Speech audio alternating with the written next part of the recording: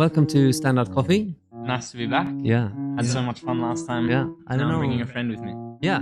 So we had this speech or talk about you guys coming here. You're two quite well-known coffee guys in Sweden, Europe, world. I don't know. And you have some super amazing new projects. But maybe first of all, short introduction of each of you, and maybe a brief, not a 1.5 hour monologue about your life like last time, which is also an episode we should do with you maybe. But just quickly, what's been up for the last couple of years? I don't know. And then we're gonna dig into what you guys do now, and also maybe touch upon the competition scene because there's stuff happening around it. Cool. Do you want to start, Håkan? Yeah. All right. So where do I start? My name is Håkan. I'm currently co-owner and run Café Pascal at Sturegatan, which is our new coffee shop. It's more like the coffee bar, basically. So the concept is like in and out, and we focus heavily on the coffee. Yeah. So, it's for the coffee nerds. We have always a tailored V60 menu. Yeah. We always have like 3 different espressos to choose from, at least when I'm there. Because I always have this one secret coffee that is not visible to anyone. And before I came here, I actually did a little coffee journey starting from Espresso House, which was just a summer job, basically. I had no interest into coffee before that. But the moment I started working in Espresso House, I fell in love with coffee. And what intrigued me first was just latte art. As you guys know, latte art has nothing to do with the flavor of the coffee, but for me it looked like, this looks like a fun, creative aspect of work. Like, I can work with this. But the moment I got to cup a coffee for the first time, which was part of the in-house training at Espresso House. Which was great, right? Yeah, it was super great. Yeah. Like, I was so beyond expectation kind of thing. Especially looking into like a big company like Espresso House, because I was part of that kind of journey from Johan Nyström to Espresso House a few years ago, and we met each other over there. I remember once we did a cupping. I had this anaerobic Colombia, and you and me sat in this a conference room across the desk, and we had one cupping bowl. And we'd cup the coffee and discuss what it tastes like. That's how it is. Cool. So started from there, and then fell in love with coffee. Started being everywhere. So all the coffee events, throwdowns, competitions, or not official competitions, but more throwdowns. And quickly worked my way up in the company. But at one point I was like, this is great, but I really want to focus on specialty coffee, on the geekiness, processing, terroir, really the coffee itself. So I decided I'm happy for Espresso House and what I learned here, but it was time for me to move on. So then I started working at Café Pascal, and it was at the bakery location in Södermalm. Yeah, because you have 3 shops, right? Yeah, exactly. So the bakery in Södermalm, then we have the first original cafe in Odenplan, and now the new coffee bar in Östermalm, the fancier part of the town. So I worked there for exactly 2 years, and there became a head barista. And I would say that's where I grew the most. That's where I got to know most of the coffee people and learned the most about coffee, and getting exposed to so many different roasteries and coffee professionals. That was a journey on itself. But after a year and a half, I was like, coffee competitions. Because COVID was kind of over, and we had the reintroduction of the coffee competitions. And at first I didn't want to compete, but then in the back of my mind I heard Lucky's voice oh, Håkan, prove that you're barista's barista, prove that you're the best barista. So I was like, okay, I have to compete, I should. So then I decided a month and a half before the competitions to compete. And from that point, I started living here at Standout kind of thing. I visited you guys so many times every week, and we cupped so many coffees and drank so much espresso. And when competition day came, it didn't go as planned, because in your head you have this romantic image, here's my presentation and here are the flavor notes. But a tricky thing with coffee competitions is that if you're practicing here in Stockholm on one setup and then you go down to Malmö, you are not going to have the exact same flavor notes. So I remember that we had this beautiful Sudan Rumer, which is this one in this car. Yeah. And the idea was that it had this mint chocolate cooling effect on your palate. So the judges were supposed to take a sip, and then I would instruct them to be take a deep breath and feel this cooling sensation, like when you brush your teeth. But that was completely gone in Malmö. So I had to rearrange like how I describe the flavors and everything. Typical Malmö. Yeah, super hard water. That's, But that's what you're looking for. brings back the memories, the nostalgia. Yeah, it really does. And what happens there is though that, I meet a guy named Patrick Rolfe for the first time. Meet or he beat you? He beats me, but like it's so funny because I never met him before, and for me he's one of my like the people I looked up to, and I was like, shit, it's Patrick Rolfe. I thought it was so cool. So I arrived to the competition, and you have this practice room where everybody gets 45 minutes like the day before the actual competition to try the setup and practice a little bit. So I go there and like drop my stuff, and also bring an EK with me, which I had on a train. And like I drop off my stuff, and like 10 minutes later, Patrick Rolfe was like, "Oh, can I watch your practice time?"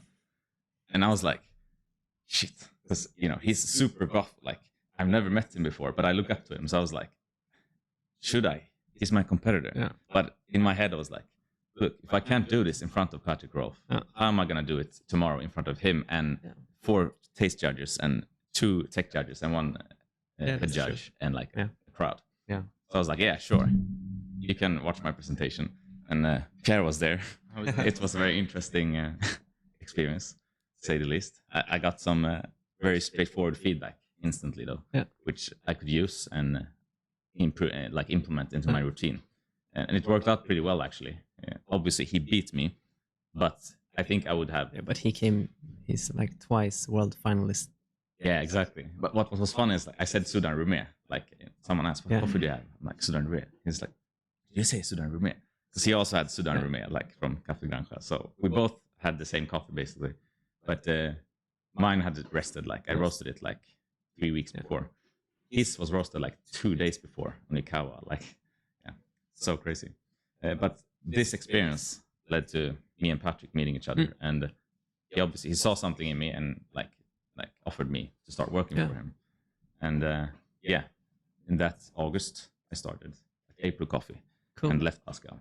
And I just wanted to say that when I left Pascal, it wasn't that I didn't like Pascal. I really loved Pascal and like the people working there and the owners. We connected so well. So one part of me was like, "Oh, it's so sad to leave," but one other half of me was super excited to go to April. I know. I remember we spoke about it, and I was like, you have no real connections here yet, so go. Like, so it's opportunity of a lifetime. How many people get headhunted by Patrick Rolfe, right? Yeah, it was like, I was like, "Is this true? Like, shit, this is so cool." So, but in the beginning, I didn't want to. I was like, "But I have so much going on in Stockholm." But then I was like, "Look, I always wanted to work at April. It just never struck me to even apply for a job.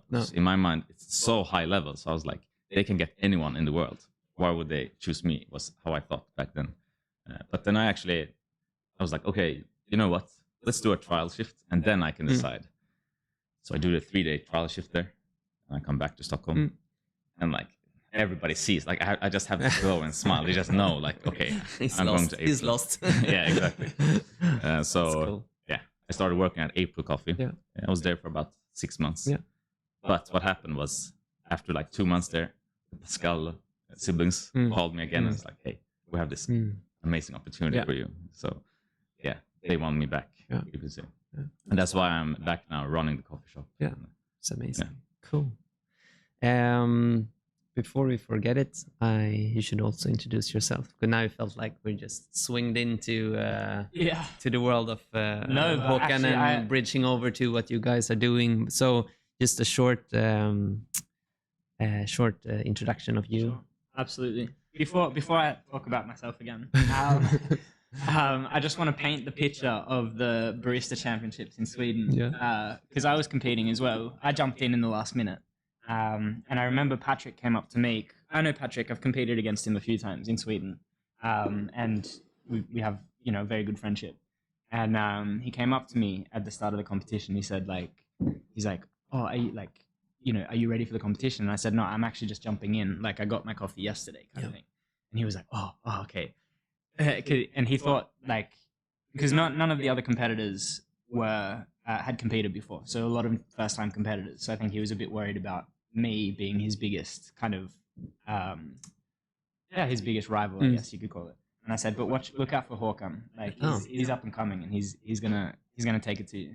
And then so when Håkan did his test presentation, it was me, Arman, who's one of the co-founders of Pascal, Patrick Rolfe, and maybe there wasn't even anyone. Cami from April. Yes, correct. Yeah. And so Håkan went into his presentation just to do a presentation run. So he didn't dial in the coffee or anything. He just did the presentation. And I could tell that Patrick Rolfe, he'd been writing down notes the whole presentation. And after the presentation, there was just this silence where no one wanted to say anything. And and I remember being like, Håkan, did you dial in the grinder? And Håkan was like, no, I haven't done that yet. And Patrick was like, okay, here we go. You need to do this. Just read off this laundry list of things to think about. It's such a funny experience. It grilled me. Yeah, it really grilled you like first. But it was so good. I think, I remember I talked to you afterwards. I was like, look, it's better to get that grilling now before you go up on stage than to get it like afterwards after you've like lost, Yeah. And I mean, you took it to him. You came second. Like, I don't know what the points difference was, but it was. I just know that my espresso actually scored higher than his. There you go. Technically, but Boom. yeah. So just to paint the picture there, it was a very fun experience. But to be fair, I just want to point out, my logic was, this is the same EK that I've been practicing at home. So I use the same grind size and it's going to be fine. But that's so stupid because it's a different espresso machine and different water. Yeah. So that doesn't work. So you always have to readjust according to the place. Yeah, and that's actually such a common thing in the competitions. People will be practicing at home on their machines or their equipment in the roastery or the cafe or whatever. They go to the World Championships, the coffee's completely changed. Yeah. I think that's a reason why we see more people taking Ikawa to the World Championships and roasting there, because then they can tailor the roast to what it's meant to be. Yeah. Okay, I'll give a quick introduction, but I do have an hour-and-a-half podcast with Standout. But we can go for 2 hours. I just need to restart the camera every 30 minutes. Exactly. That's the only thing. But no, I'm Pierre. I'm originally from Australia. Have been in the coffee industry for 10 years this year, actually. So it's been a long journey. I started at the very bottom, working in McDonald's, McCafe, and just I think. I didn't immediately know that I wanted to work in coffee. I think it was kind of similar to Håkan. Like it was a progressive thing. I started working in coffee, like in a cafe on the weekends when I was studying, and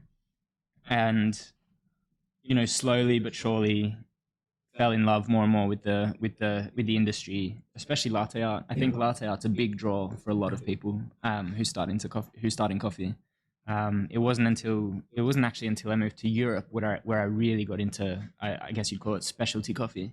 But yeah, so started in a cafe, worked my way up, worked in some of the nicer cafes in Melbourne, then moved to France, worked in Paris for a cafe called Coutume. They're actually a roastery owned by a guy called Tom Clark, fellow Aussie.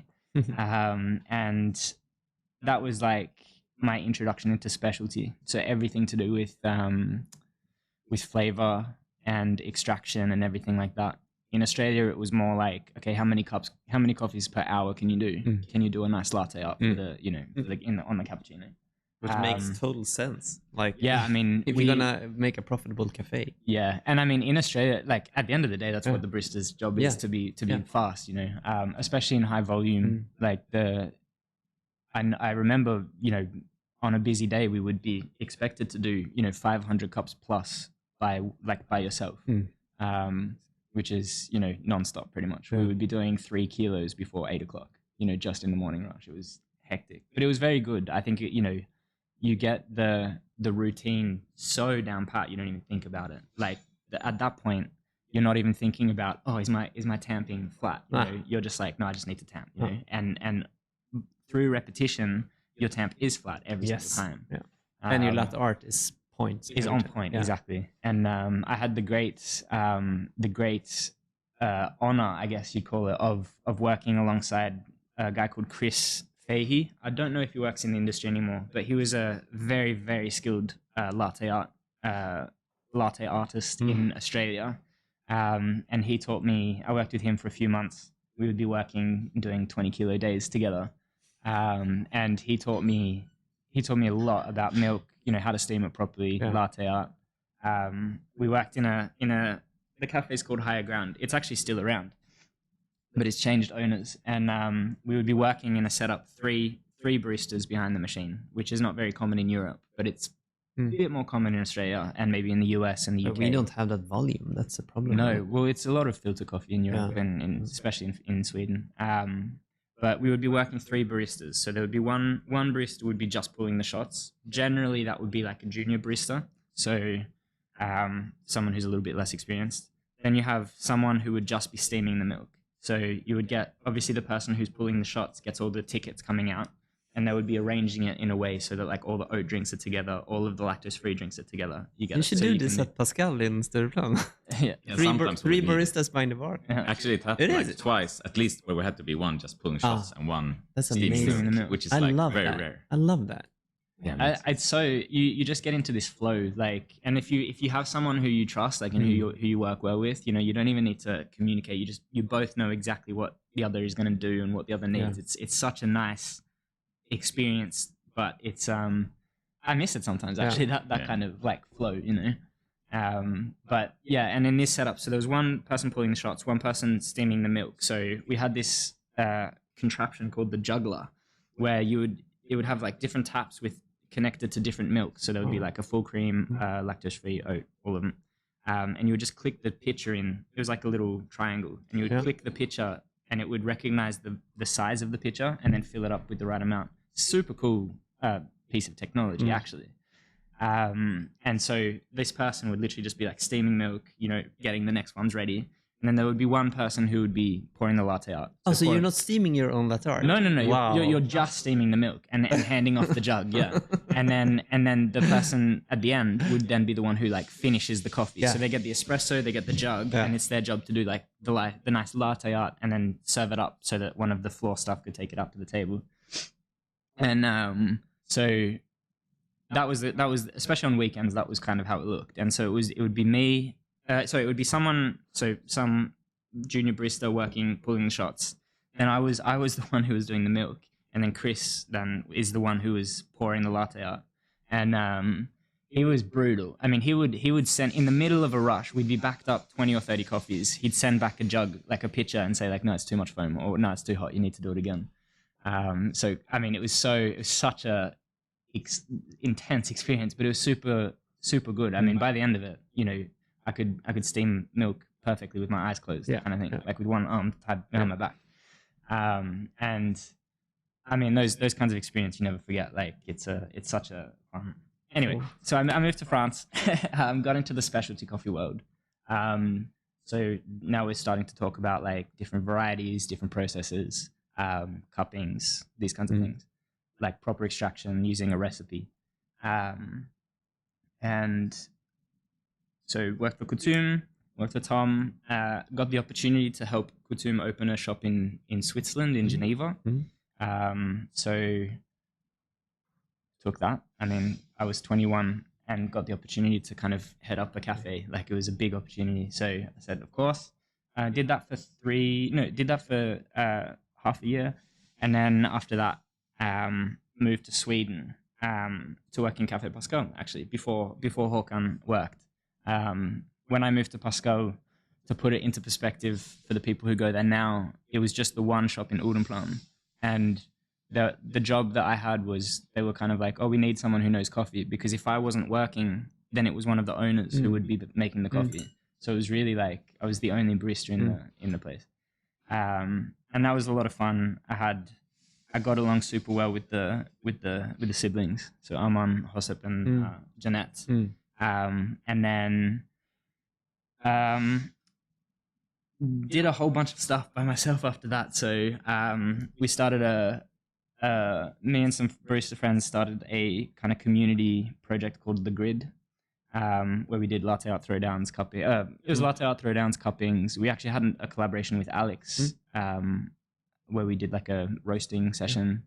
And and then also the Stockholm Coffee Festival then. So 2018 was the first one. And then ran a kind of mobile barista cart for about a year and a half before Corona. And then started working at Espresso Specialisten. So that's where I work now. So working with coffee equipment. So not behind the tools every day like I used to be, but it's a nice mix of business and coffee, you know, and with the experiences that I've had, I can really recommend good equipment. Yeah. And now we have, me and Håkan have just launched a very exciting new, well, I guess you'd call it a newsletter, or a new concept called the Brew Journal. So everyone needs to sign up to that. Yeah. So I don't know, Håkan, do you want to explain what the Brew Journal is? Yeah.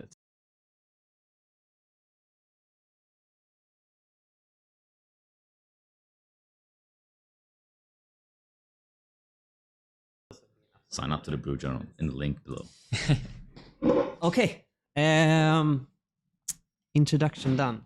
I actually, you had like an Instagram post like something is cooking kind of thing. Yeah. And I voted for like the grid is back. Yeah. I think so. No, it was.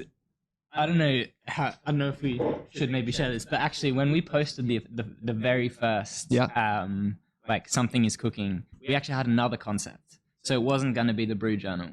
It was a completely different concept actually that we were going to do. And that's a secret. That's still a secret. So we're not. That will be launched, but we're not gonna. That's great. But it's funny because we did post this. We were like, okay, we need to start to build hype. And we posted this, and then like a month later, we came up with the idea for the Brew Journal, and then we were like, oh, we should do that instead. So then we very quickly shifted the course, but tried to keep the hype going, kind of thing. Yeah, it was so sick actually. It was, because he messaged me like in the evening. He's like, Håkan, I have this idea. Maybe you're not up to it because it will like go too much into what you're doing. Because I'm doing an online barista course, and he's like, I don't want to take away from your course, but just listen to this idea. They will meet up the day after. And I'm like, this is sick. We must do this because it's better to be two people like doing this together rather than trying to do everything by yourself. So like the day after, we just sat down with our laptops and started like creating the concept and the outlines. Because I really think that the Stockholm, of what I see, coffee community has been kind of slow for many years. There's, I don't know if it's kind of a vacuum around Corona or something like that, but now stuff is really happening. So you should now really tell us about the Brew Journal because I love the concept. I was one of the first subscribers, I think. I don't know. But you are growing, right? And we're getting all of these. Tell us, what's the Brew Journal? So our slogan is brew better coffee in 5 minutes or less. Yep. And the idea behind it, it's a newsletter we send out twice a week. And the format is basically, we're going to have mixed content. It's going to be easy to read. It's going to take less than 5 minutes. But in there, it's going to be like actionable, concrete steps on how that can help you brew better coffee. It can be like barista school section, that we call it. Sometimes we go through a piece of equipment, how to use a piece of equipment, or it can be a funny like coffee tool and talk about is this a gimmick or is it actually like worth it? This we call wacky or wonderful. And we also share like what's brewing for the brew of today. So we always share like a cup of coffee in every newsletter and refer with a link so you can get the coffee for yourself. And the point is easy to read. Hopefully you get to laugh a little bit, but you will also learn something. So it's not so like serious all the time. Sometimes coffee can be very like black and white, like super fyrkantigt. Like how do you say that in English? Because I love all of these kind of like the boxes that you can kind of the sections. So if you are in a rush, you can just scroll through and you're like the deep dive. Okay, let's go into the deep dive or the quizzes. And I hope this share the love thing works because it seems cool. We get it's very funny. We get the people who do share, they get a lot of referrals. So, but there's not that many people who share. No. So it's like the people who want to share, they share with everyone. But then the people who don't, they don't. But I think those kind of thing really works. We have this referral program now online.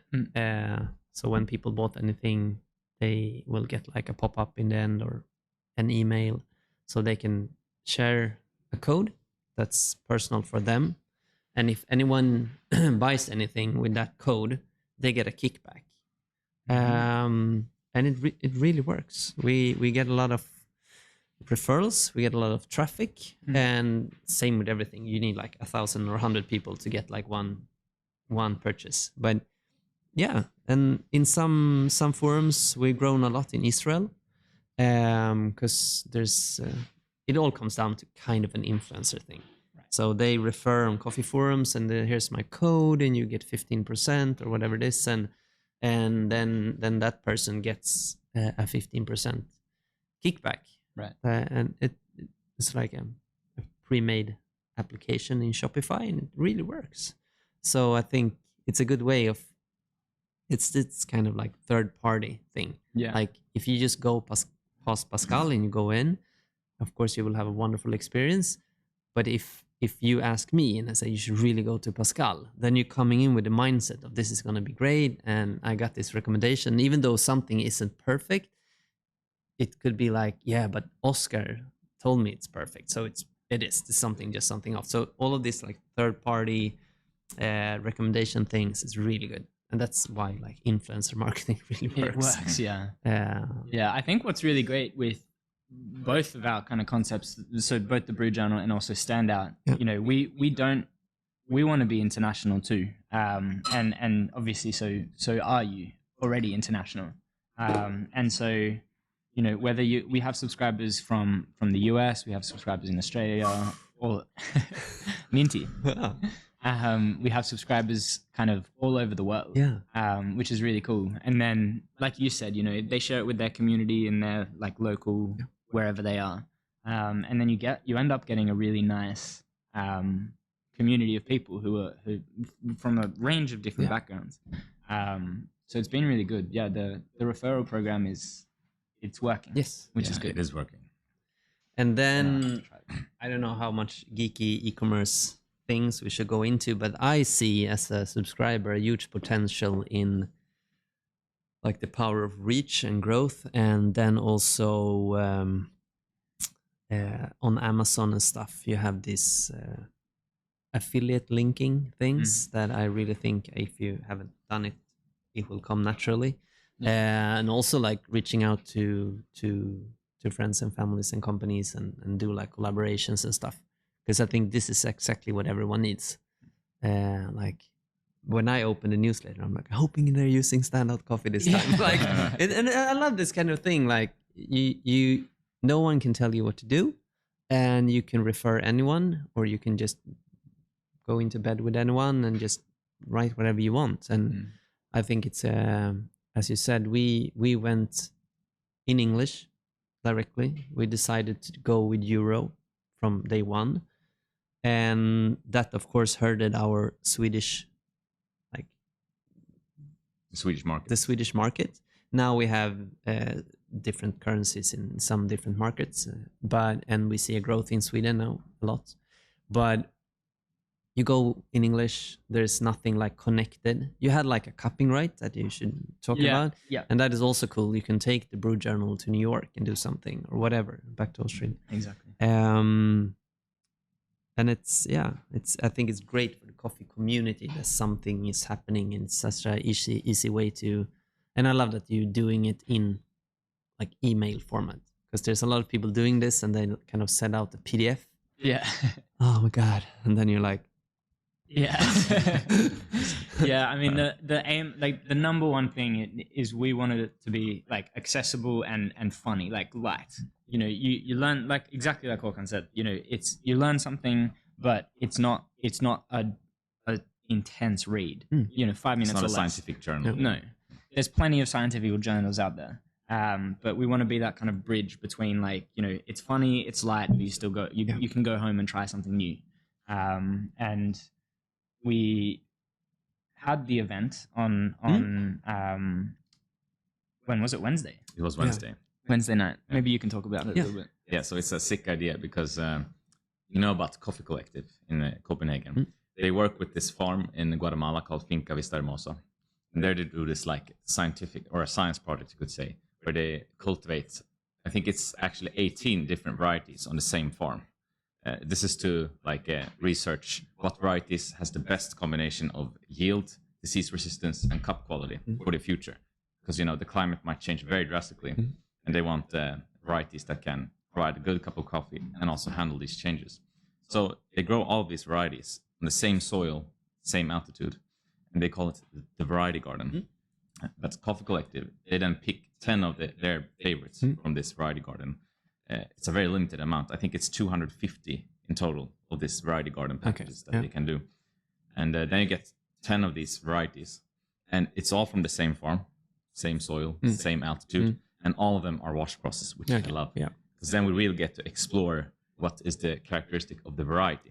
Because I mean, how often do you actually get to explore that? Usually you might get 3-4 different varieties from the same farm, but they're usually different processes. Unless you're a coffee importer, maybe then it's different. But for the consumer, so that's to speak, cool. It's very rare. You could do like a process garden as well, like same variety, same soil, altitude, everything, and then like 10 different processes. Yeah, exactly. And that I think I've seen that before as well. I think our friend Adel Kirsch did that once, which was pretty cool. When I was new into coffee, it was so cool to experience. But then anyway, we hosted this variety garden coffee, and it was exclusive just to like our subscribers. At Volca, right? Yeah, at Volca. Because we just want to, we're so thankful for how many people signed up, and we're like, okay, we want to give something back to you, and also create a good event where people can meet each other. So people of Stockholm got to taste 10 different varieties from the same farm. Yeah, I couldn't make it, but it seemed that it was kind of full. It was very full, cozy. Absolutely. I think we had maybe 20 people say come, and then you have to bear in mind that maybe half of our subscribers don't live in Stockholm. More than half don't live in Stockholm. So of the people who live in Stockholm, we had a great turnout. That's great. Yeah. That's great. And what was really cool about it too was there was coffee people, but there was also just people who were interested in coffee, and that's really who we want to target. Kind of home brewers, people who really love coffee and maybe make pour over at home, but they don't work in the industry. And that we saw that was the kind of people that came to the cupping. So that was really fun. And another thing as well, which was a big kind of tick, because I mean we launched 3 weeks ago now. So it's still pretty new. We're still trying to find our feet and figure out what works, what doesn't, and things like that. We still see us as a startup. We are into year 3 now. Yeah, right. When do you stop being a startup? Never.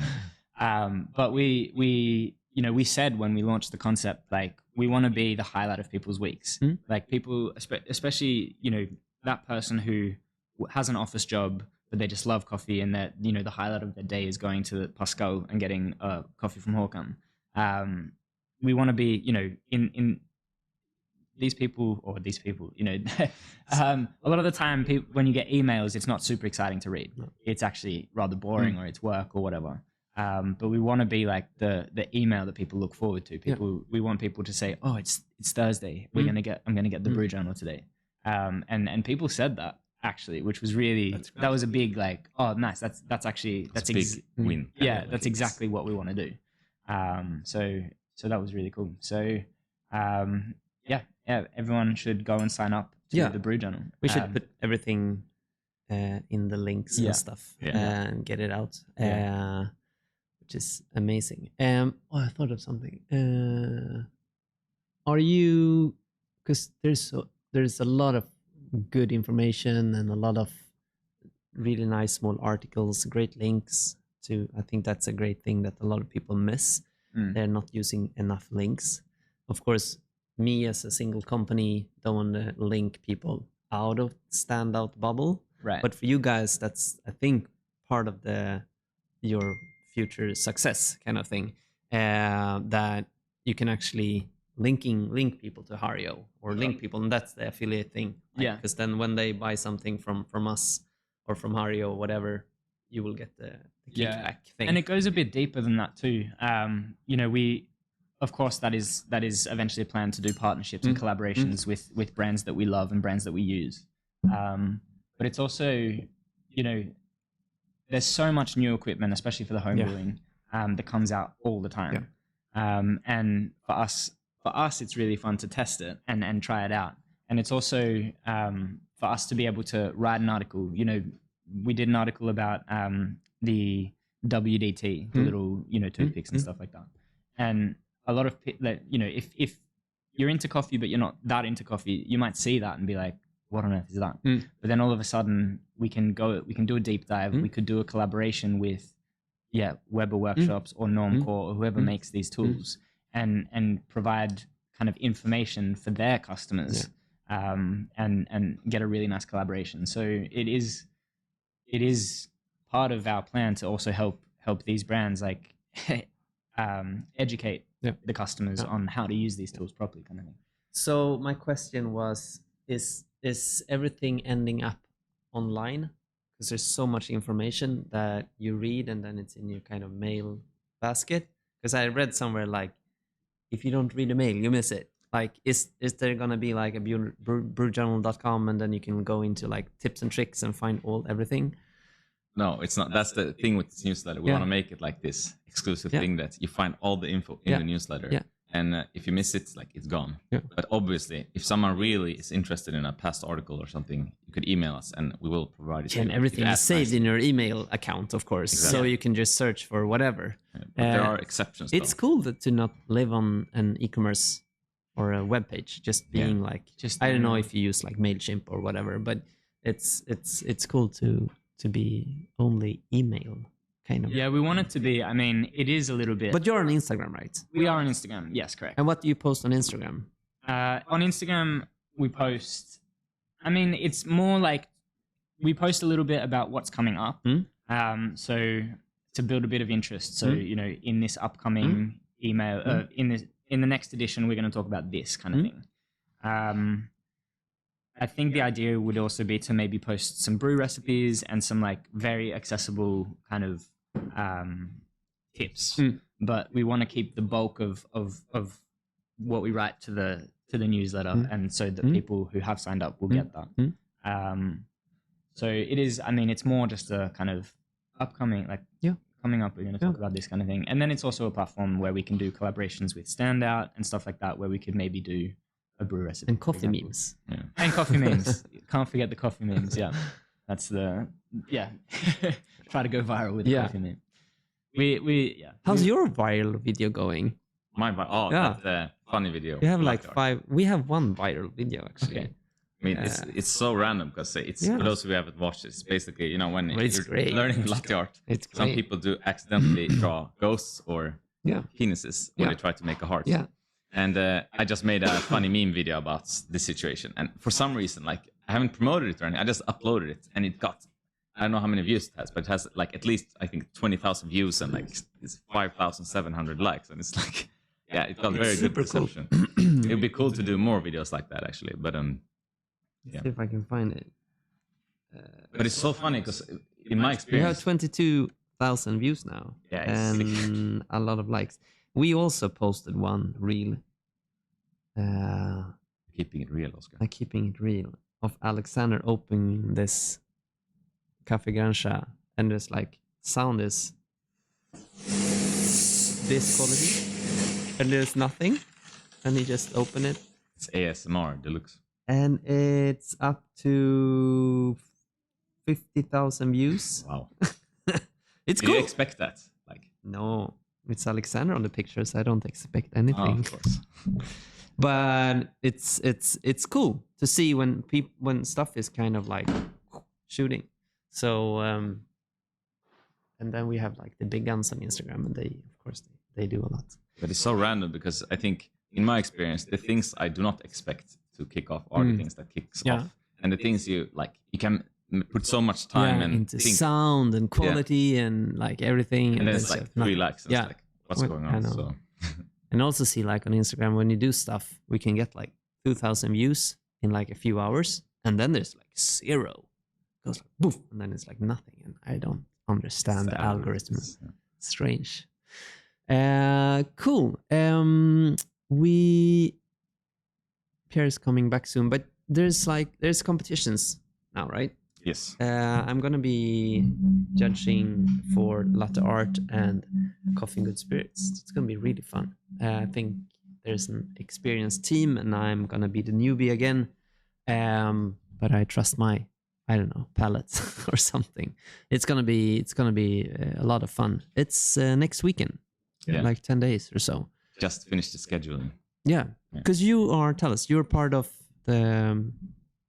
I'm educations coordinator for Specialty Coffee Association Sweden. Yeah. But in these competitions, and also the competitions we had in the spring, Brewers Cup, Barista Cup, I'm responsible to like communicating information to the competitors and also setting the schedule and stuff like that. That's cool. So are you gonna do what is called calibration? Thank you. This time it's not me actually. It's someone else. I don't know if I'm allowed to tell you by the rules, but you know this person. Yeah. So. Doesn't matter. No, but I saw there was quite good lineup of competitors who are into competitions now. We left the Brew Journal. Both in latte art and in coffee and good spirit. We have 14 competitors in latte art, and I think it's 9 in coffee and good spirits. So it's it's a way better increase than compared to previous That's amazing, because it's been many years now in Sweden that just been like almost no competitions, like you said. We need one more. Can you please sign up? Yeah. And that is great. So hopefully they read the rules, because there's probably a lot of new people. I've informed them to read the rules, so I hope they did their homework. And I'm looking forward to, it's going to be, we do calibrations on Saturday, and then Sunday and Monday. Yeah. I don't remember. Sunday's semifinals for latte art, and then it's finals for coffee and good spirits. And on Monday is the finals for latte art, and then announcements and debriefing for the competitors. Yes, that's great. I love the debriefing part. I did my first judging in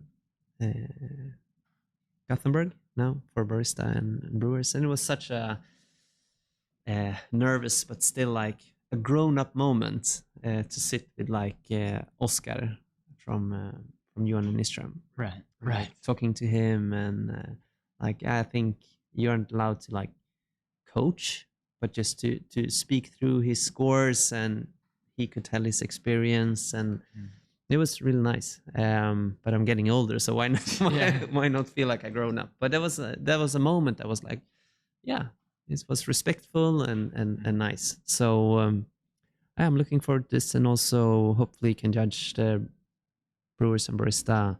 They're coming up in February or March, I think.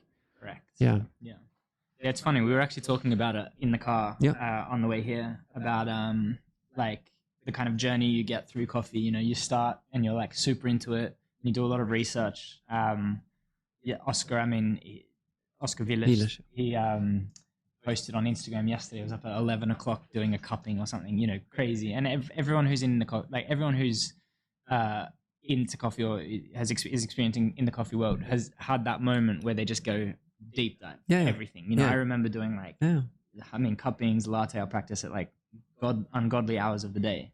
And and then, you know, you start there, and then it's important for us who's a bit more experienced maybe to kind of help coach these people or bring them up, you know. And then you have that period, then you maybe go in, do something a bit more, you get more experienced, then it's your turn to bring the next generation up, you know. It's such a nice like circular moment where, and as you said, sometimes you have those periods where you think, oh, I remember when I was like this, you know. I mean, you competed, you've had the debrief and sat on the other side of the table, and gotten the feedback and, you know, all of that. So it's a nice continuation, you know, of like, oh, okay, now I get to sit on the other side of the table. And I remember my debriefing with Sonia after the Worlds in Melbourne, and she was like, if you only roasted the coffee, you probably go further. Really?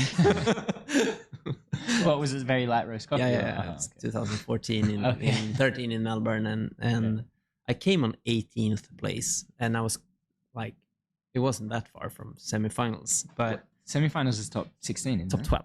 Top 12. But the espresso was like, we did what we thought at Drop Coffee back then was the right way. Probably it was, but she was like, there's no way of scoring these espressos. Right. Maybe next year they will change it, and they did change it like afterwards, but it was just lacking.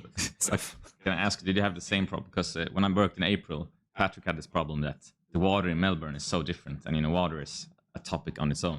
But he basically claimed after being in Melbourne, he went to all the cafes and said like, everything is salty. It's so difficult to actually extract properly.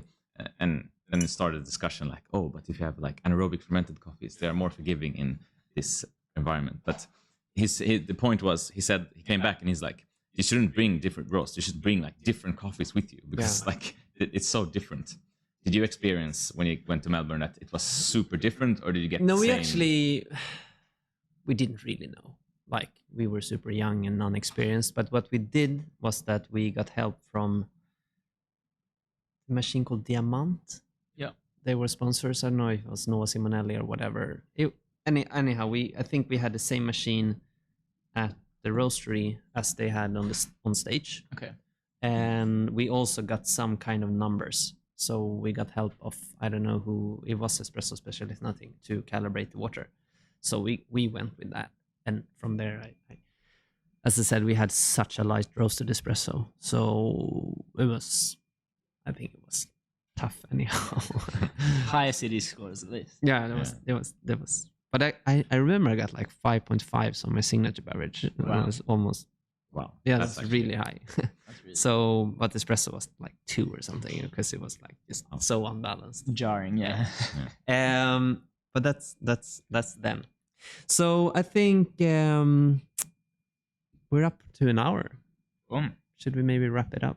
Absolutely. So I think everyone should go in and what's the best funnel to go into the Brew Journal? Is it through Instagram and just click the link? I would say that's the quickest way to get there. Yeah. So Instagram at the Brew Journal. Yeah.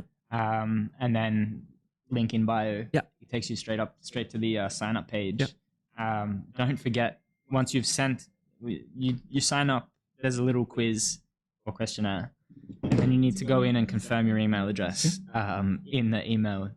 We get a lot of people who unfortunately miss out on editions because they forget to confirm their subscription. So don't forget that.